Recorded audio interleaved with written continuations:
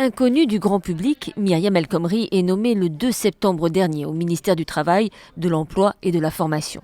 Elle succède à François Rebsamen. Son arrivée à ce poste clé crée la surprise et suscite un certain scepticisme sur sa capacité à réussir là où son prédécesseur a échoué. Et de fait, au fil de ses apparitions mensuelles, l'inversion de la courbe du chômage ne se produit pas. Les chiffres ne sont pas satisfaisants. Ces résultats, certes encourageants, n'appellent de ma part aucune satisfaction déplacée. Ces chiffres ne sont pas satisfaisants. À ce manque de résultats s'ajoute un manque de notoriété.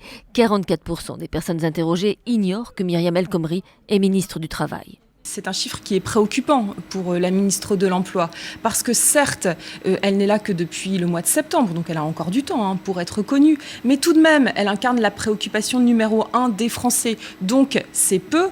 Et puis, les Français qui la connaissent ont en très grande majorité une mauvaise opinion d'elle. Ils sont en effet 43% à estimer qu'elle n'est pas une bonne ministre du Travail.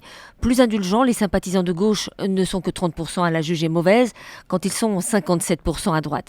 Contrairement à un Emmanuel Macron populaire sans véritable résultat en économie, Myriam El Khomri n'a pas réussi pour le moment à incarner aux yeux des Français ce renouvellement.